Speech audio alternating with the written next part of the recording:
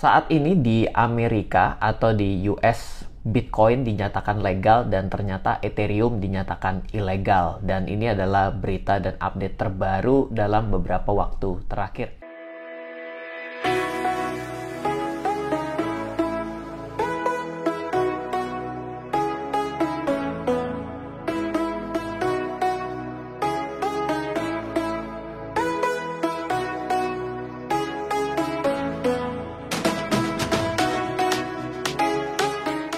Welcome back di RF Channel on YouTube, back with Ryan Filbert. Nah, ini adalah satu hal yang begitu dinamis terjadi di dalam dunia kripto, dan ini menjadi sesuatu yang menarik bagi kita yang mempelajari terkait dengan cryptocurrency dan blockchain. Saya tahu banyak orang yang mendukung, banyak orang yang tidak mendukung, banyak orang yang ragu-ragu, dan bahkan banyak orang juga yang sangat yakin. Tapi kalau perspektif saya sendiri, blockchain adalah sebuah teknologi baru, menarik untuk dipelajari dan akan menjadi sesuatu yang sangat liar bergerak karena ini adalah desentralisasi. Nah, apa yang bisa saya sampaikan pada kali ini? Apakah Anda mengikuti berita?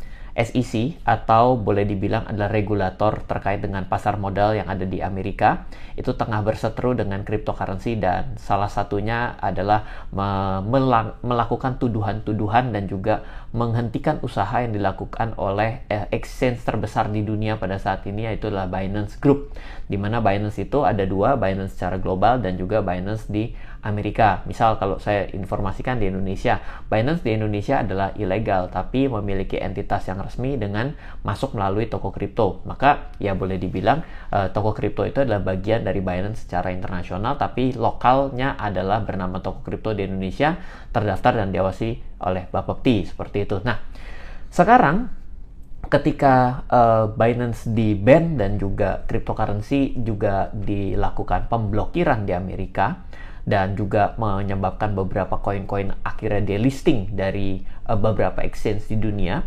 Nah, SEC akhirnya melepas atau tidak lagi memban koin-koin dalam kategori proof of work karena dianggap bukan termasuk melakukan tindakan sekuritisasi. Mungkin kalau Anda tidak terlalu engage, tidak begitu mengetahui, berita ini jadi tiba-tiba langsung berat ya. Satu, ada istilah yang disebut proof of work. Kedua adalah sekuritisasi, ketiga adalah Howey Test. Apa itu? Howey Test ini adalah salah satu metode yang digunakan oleh SEC untuk mengklasifikasikan atau mengkategorikan suatu transaksi, suatu instrumen adalah termasuk bagian yang harus mereka awasi.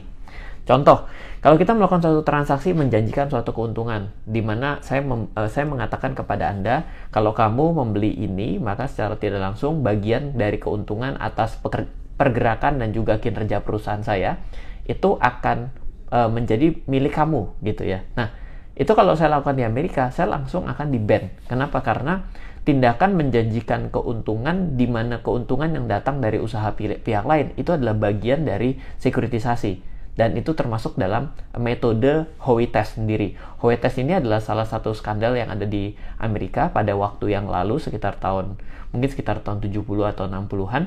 Akhirnya dijadikan suatu standar untuk menguji sebuah bisnis, sebuah instrumen adalah bagian dari yang diawasi oleh SEC atau tidak. Itu baru satu bagian gitu. Nah, ternyata terakhir diputuskan bahwa proof of work atau suatu kegiatan konsensusnya dalam melakukan validasi transaksi sehingga masuk kepada blockchain, bila kripto tersebut menggunakan konsep proof of work, maka tidak dianggap sebagai sekuritisasi. Nah, proof of work itu apa? Proof of work itu adalah, pasti pernah dengar yang namanya menambang kripto atau Bitcoin mining lah yang paling terkenal. Nah, Bitcoin mining itu adalah suatu metode konsensus yang dilakukan oleh Bitcoin dalam blockchain networknya. Jadi, blockchain itu adalah penyimpanan datanya, di mana Bitcoin adalah sebuah token core coin-nya, di mana di dalam jaringan tersebut yang diakui sebagai alat transaksinya itu ya si Bitcoin itu sendiri gitu. Nah, jadi Bitcoin network ini menggunakan konsep proof of work. Orang-orang harus menyetorkan laptopnya, kasarnya, laptopnya, membagi jaringannya, tujuannya sebagai alat validasi. Kalau pusat data, misalnya kita menggunakan Google, berarti kan kita menyerahkan sebuah proses kepada pusat data, di mana yang namanya kripto itu tidak ada pusat datanya, melainkan semua orang berbagi data, tujuannya secara gotong royong bersama-sama mensupport jaringan ini agar jaringan ini selalu ada, dan ketika kita mensupport jaringan ini, kita mendapatkan rewardnya. Makanya ketika orang menambang kripto, menambang Bitcoin, mereka mendapatkan reward berupa Bitcoinnya sebagai bagian dari upah, karena sudah berbagi berbagi konsensusnya, berbagi cara untuk memvalidasinya. Jadi secara sukarela kita bisa menitipkan kita punya network untuk melakukan validasi. Gampangnya kira-kira logikanya seperti itulah. Nah, sekarang pertanyaannya begini, koin apa di dunia yang termasuk proof of work? Nah, ternyata kalau kita mengikuti 4 besar dunia berdasarkan kapitalisasi pasarnya, maka Bitcoin, Doge, LTC, dan BCH. Di mana BTC, BCH itu adalah hard fork-nya daripada Bitcoin. Lalu Doge itu adalah metode proof of work yang juga sebagai koin yang pertama kali munculnya sebagai koin memes ya. Dimana ini juga yang salah satu di-endorse oleh Elon Musk. Lalu Litecoin, LTC itu juga salah satu yang memiliki model solusi dan juga ide lahir sudah cukup tua dan ada di peringkat ketiga secara proof of work. Jadi semua yang ada di dalam 4 besar ini semuanya adalah menggunakan metode mining seperti itu. Nah, pertanyaannya adalah, apakah Anda tahu bahwa ternyata selain cara proof of work ya, tentunya ada proof of stake. Dan proof of stake itu salah satunya adalah Ethereum. Dimana kalau kita lihat berdasarkan kapitalisasi 5 besar dunia, kita mungkin hilangkan nomor 3 dan nomor 5. Karena nomor 3 dan nomor 5 itu adalah stable coin. Perhatikan nilainya. Di dalam nomor 3 itu nilainya adalah $1. USDC adalah $1. Itu adalah koin bersifat stabil terhadap US dollar 1:1. Kita pinggirkan 1, 2, dan 4. Di mana 1 adalah proof of work, 2 adalah proof of stake. Ya, nomor 4 itu nomor 4 atau peringkat 3 yang bukan stable secara kapitalisasi itulah Binance, di mana Binance ini memiliki Binance Smart Chain dengan sudut pandangnya juga melakukan staking di sana. Makanya secara tidak langsung nomor 1-nya dilegalkan di Amerika, nomor 2-nya saat ini menjadi ilegal. Karena apa? Karena melakukan tindakan staking di sana. Nah, jadi ETH kesimpulannya akan sampai saat ini akan dianggap ilegal berdasarkan Howey Test dan juga karena dia melakukan dianggap sebagai sekuritisasi, dan Bitcoin adalah legal di Amerika. Dan salah satu bukti bahwa Bitcoin menjadi jauh lebih legal adalah dengan adanya ETF. ETF itu apa? ETF itu artinya adalah dikelola oleh manajer investasi, sejumlah koin tertentu dijadikan sebagai underlying aset, dipecah kepemilikannya seperti memiliki reksadana. Jadi boleh dibilang ETF itu adalah reksadana. ETF Bitcoin adalah reksadana dengan underlying-nya Bitcoin yang bisa dibeli di market Wall Street Amerika selama marketnya buka. Seperti itu. Nah, sebenarnya apa beda keduanya sih dari ETH dan Bitcoin? Kenapa saya mau mengambil dua angle ini? Karena Bitcoin peringkat 1, ETH itu adalah peringkat 2, dan ETH ini juga dibuat oleh Vitalik. Ini juga begitu besar jaringannya hari ini. Dan banyak sekali orang yang mendevelop segala sesuatu di atas Ethereum. Jadi kalau hari ini banyak orang yang nawarin koin-koin kepada Anda, bisa jadi mereka tidak membuat dari nol, tapi mereka membuat satu koin di atas Ethereum. Kenapa? Karena Ethereum memungkinkan hal itu. Karena frameworknya diberikan kepada orang lain, dan orang lain boleh mengembangkan apapun di atas Ethereum Network, seperti itu. Nah, kita berangkat dari beberapa poin-poin terkait dengan perbedaan Bitcoin dan Ethereum. Perbedaan pertama dari ide dasar terkait dengan Bitcoin dan Ethereum ada. Ryan bisa tahu dari mana? Berbicara mengenai ide dasar, biasanya kita membaca white paper-nya. Jadi, bisa buka white paper-nya Bitcoin dan juga white paper yang dibuat Vitalik terkait dengan pembuatan Ethereum itu sendiri. Bitcoin diciptakan sebagai mata uang. Jadi sebenarnya ketika kita mau berbicara penggunaan utilisasi dasar dari Bitcoin di dunia, sebenarnya tidak akan bisa masuk ke Indonesia secara legal. Kalau saya mau pakai perspektif dengan statement Bitcoin. Kenapa? Karena Bitcoin diciptakan sebagai mata uang digital, di mana mata uang di Indonesia yang diakui hanya rupiah. Secara tidak langsung ketika orang mau menggunakan Bitcoin dari fungsi dasar di Indonesia, itu tidak bisa karena ilegal. Toh terbukti dinar dan dirham digunakan pada beberapa waktu yang lalu di Depok pun tidak boleh yang menggunakan di ditutup dan ditangkap, betul nggak? Nah, Bitcoin diciptakan di dunia sebagai mata uang terdesentralisasi, digital terdesentralisasi, yang dirancang untuk menjadi alternatif bagi sistem keuangan tradisional. Sistem keuangan tradisional itu apa? Sistem keuangan tradisional itu yang terpusat dengan menggunakan konsep bank sentral. Sedangkan ketika kita berbicara mengenai Ethereum itu tidak mengambil konsep yang sama. Dia menciptakan bukan sekedar mata uang digital, bukan berbicara hanya untuk mengganti sistem keuangan tradisional. Ini lebih kepada mengutilisasi, memanfaatkan platform blockchain, di mana memungkinkan pengembangan di atas Ethereum network itu aplikasi-aplikasi atau solusi-solusi baru. Namanya kalau di dalam dunia kripto dan blockchain dikenal sebagai DApps, Decentralized Apps. Jadi aplikasi dikembangkan oleh siapapun, identitas pribadi tetap disimpan oleh saya. Jadi ketika saya datang ke aplikasi tersebut, saya harus memberikan verifikasi terlebih dahulu. Karena data saya tetap ada pada saya, si aplikasi itu hanya melakukan kegiatan proses saja. Setelah selesai proses, datanya dikembalikan ke saya. Dengan menggunakan kata kunci yang disebut smart contract. Nah, jadi kalau smart contract itu apa? Sebenarnya ada kayaknya penjelasan selanjutnya nih. Oke, ini dia. Utilisasinya penggunanya pada hari ini. Bitcoin fungsi utamanya sebagai mata uang digital yang dapat digunakan untuk transaksi peer-to-peer dan penyimpanan nilai. Makanya kenapa banyak orang mengatakan bahwa konsep dasar dari Bitcoin is gold 2.0. Makanya banyak orang yang menilai bahwa mirip sekali konsep dasar dari pembuatan Bitcoin dengan yang namanya emas. Harus ditambang gitu ya. Nilai jumlahnya terbatas, hanya 21 Bitcoin di dunia ya.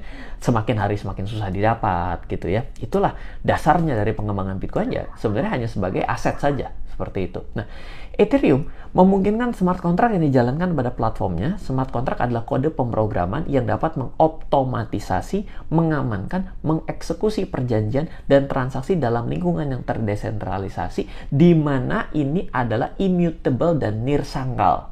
Artinya immutable tidak bisa diubah, nirsangkal once itu sudah ini tidak bisa disangkal lagi dan sudah tercatat. Jadi kalau ada sebuah smart contract yang sudah di-deploy kepada blockchain-nya Ethereum, maka bila kita menganggap bahwa smart contract perjanjiannya itu cacat atau salah, maka kita tidak bisa menghapus itu, kita hanya bisa mengupgrade dengan, bukan mengupgrade sih ya, membuat smart contract baru untuk merevisi yang ada sebelumnya. Ini sama ketika kita seperti membuat suatu perjanjian sebenarnya. Ketika kita membuat suatu perjanjian sudah jadi, maka ketika kita sudah menandatangani perjanjian tersebut, mencatatkan, maka ketika kita mau melakukan pengubahan dan apapun, kita akan buat versi keduanya. Menjadi yang namanya apa? Akte revisi, akte perubahan. Nah, sama sebenarnya seperti itu, tapi ini menjadi nirsangkal karena tidak bisa dipalsukan, tidak ada yang namanya duplikasi. Ini hanya menggunakan satu metode jaringan rantai yang sifatnya jaringan rantai lurus, makanya disebut sebagai blockchain seperti itu. Jadi banyak sekali pengembangan Ethereum yang bisa digunakan pada saat ini, mulai dari misalnya pembuatan gaming basisnya adalah setiap tokoh yang ada di dalamnya itu hanya ada satu benar-benar unik, maka itu disebut dengan NFT, non-fungible token. Lalu NFT ini sekarang tidak bisa hanya satu-satu saja, tapi sekarang dibuat satu varian yang limited. Misalnya NFT ini memang sama, karakter atau tokoh ini sama, tapi jumlahnya saya limitasi menjadi 100 saja.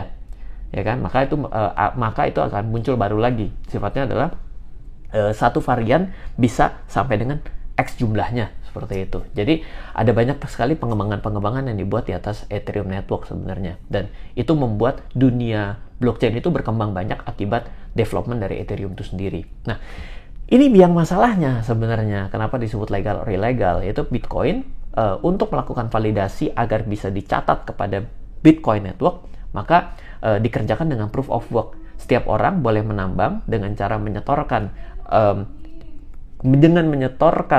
prosesornya, boleh dibilang mesin komputernya, untuk melakukan tindakan pemecahan teka-teki matematika, computation, memvalidasi transaksi yang muncul, di mana dengan adanya transaksi validasi yang muncul itu, ketika valid, maka akan dicatat pada blockchainnya Bitcoin, dan orang yang berhasil melakukan pemecahan teka-teki dan mencatat, maka dia akan mendapatkan upah atau disebut sebagai reward atas tindakan validasi tersebut yang biasa disebut sebagai kegiatan mining, seperti itu. Nah, Ethereum itu tidak melakukan seperti itu. Dia sudah bergerak. Sebelumnya Ethereum menggunakan proof of work, tapi bergerak menjadi proof of stake. Jadi kalau misalnya dibilang, kalau kita mengikuti konsep dasar dari SEC sendiri, SEC tidak mau tahu bahwa sebenarnya perubahan daripada Ethereum itu datang dari proof of work. Artinya, Ethereum mengakui bahwa proof of work itu adalah metode validasi yang bagus, tapi dilakukan upgrade. Kenapa dilakukan upgrade? Karena berbagai macam alasan di dunia. Karena pertama, semangat dasar sudah menjadi go green. Karena apa? Semua menggunakan komputerisasi dengan tidak hemat listrik, juga dinyalakan secara terus-menerus. Siapapun melakukan, tapi belum tentu bisa menghasilkan. Artinya, tidak mendukung yang namanya go green dan juga efisiensi.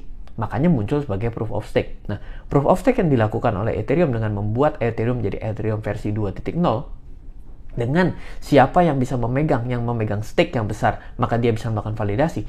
Di sini dianggap sebagai sekuritisasinya. Jadi, ini menjadi biang masalah. Ya, saya tidak melihat bahwa yang namanya janji kepemilikan di sini dengan gadang-gadang mendapatkan reward menjadi bagian dari sekuritisasi. Tapi sayangnya berdasarkan tes yang dilakukan dengan metode yang dipegang oleh SEC membuat Ethereum akhirnya masih dianggap ilegal sampai saat ini. Ya, di dalam video ini tidak bisa memberikan suatu kesimpulan apapun, tapi membuat kita menjadi sadar bahwa tidak semua koin memiliki cara berpikir yang sama, solusi yang sama, maksud dan tujuan yang sama di awal dan selanjutnya, dan juga pengembangan selanjutnya juga tergantung daripada mereka berpikir masing-masing, juga dari foundernya, juga dari pengembangnya, dan juga dari komunitasnya. Tidak bisa dikatakan bahwa Bitcoin adalah suatu investasi yang baik, tidak juga dikatakan Ethereum adalah investasi yang baik, tapi yang jelas teknologi Ethereum jauh lebih maju dibandingkan Bitcoin. Karena apa? Karena Bitcoin adalah koin yang pertama kali berhasil mengutilisasi blockchain, sedangkan Ethereum adalah koin yang menurut saya pertama berhasil mengutilisasi dan mengundang banyak orang ikut mengembangkan blockchain hingga ada pada hari ini. Mana yang lebih baik, mana yang lebih bagus, mana yang lebih menjanjikan, yaitu kembali kepada analisa kita sendiri masing-masing. Semoga selalu bermanfaat video kali ini. Saya tahu video ini tidak terlalu gampang-gampang amat, apalagi yang belum pernah berkenalan dengan dunia blockchain. Dan saya juga tidak mengatakan bahwa blockchain adalah suatu investasi yang menjanjikan, namun menjadi tambah lebih tahu, menjadi lebih tambah wawasan, bukan suatu hal yang salah dalam hidup kita. Semoga selalu bermanfaat. Dari saya, Ryan Filbert. Salam investasi untuk Indonesia.